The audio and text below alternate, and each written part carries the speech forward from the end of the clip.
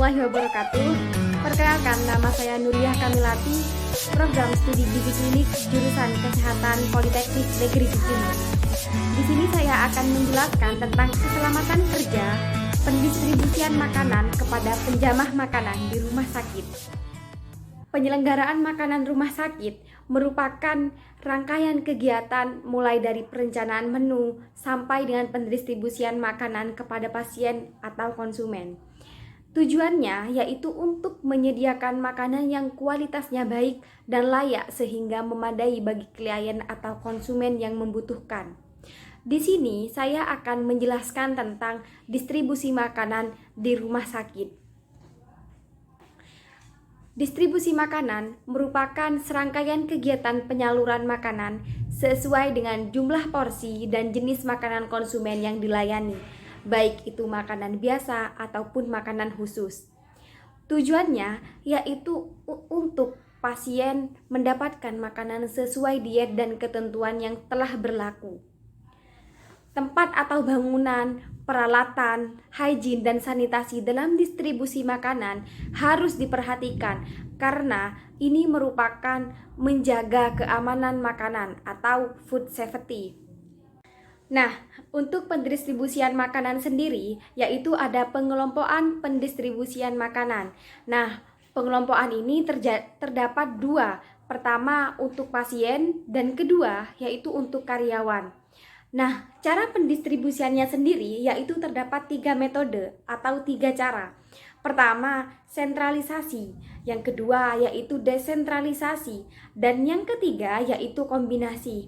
Nah, apa sih kira-kira pengertian dari sentralisasi, desentralisasi, dan kombinasi?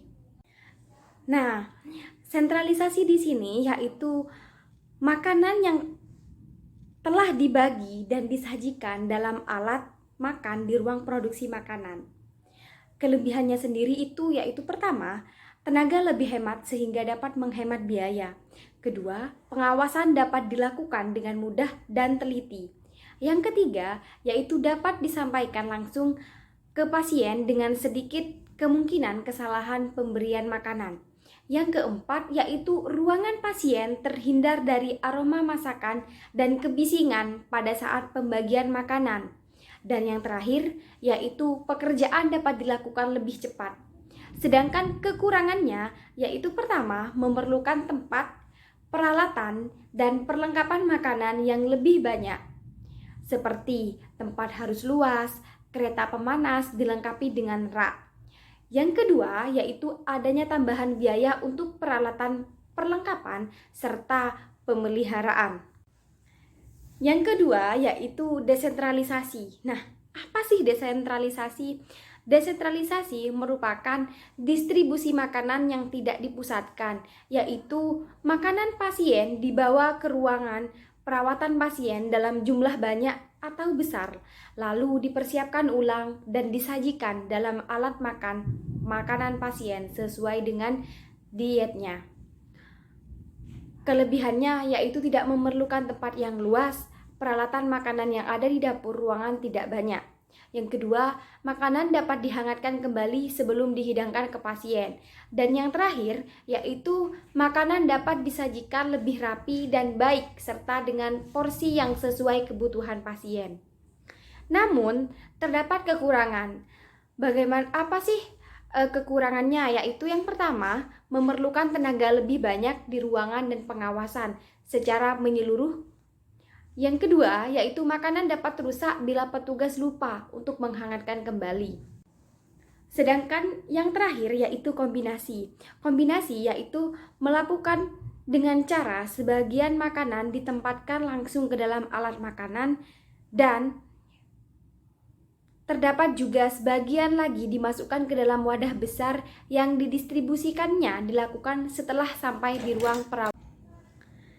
Namun, di sini juga ada syarat penjamah makanan atau pramusaji yang harus dipatuhi, yaitu yang pertama, tidak sedang mengidap sakit atau luka yang bisa menimbulkan kontaminasi pada makanan, sehingga makanan yang dibawa oleh pramusaji tetap sehat dan aman dikonsumsi. Yang kedua, yaitu menggunakan APD atau alat pelindung diri yang lengkap untuk meminimalisir kecelakaan kerja kepada pramusaji. Yang ketiga, yaitu selalu mencuci tangan sebelum maupun sesudah melakukan pekerjaan keluar dari toilet untuk menghindari kontaminan kepada makanan.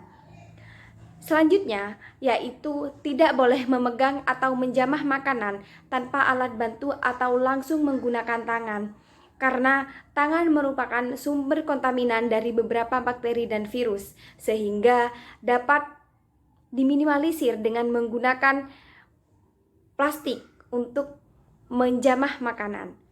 Selanjutnya, yaitu tidak boleh merokok atau sambil makan saat bekerja untuk meminimalisir kecelakaan kerja saat membawa makanan kepada pasien. Yang terakhir, yaitu tidak boleh menggunakan perhiasan atau kosmetik secara berlebihan.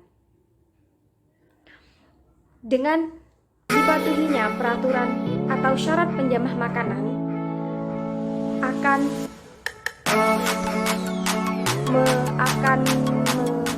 membantu mengurangi kontaminan ataupun kecelakaan kerja di saat pramusaji membawa atau mendistribusikan kepada pasien. Mungkin hanya itu yang dapat saya sampaikan, kurang lebihnya mohon maaf. Assalamualaikum warahmatullahi wabarakatuh. Hidup sehat dan salam sejahtera.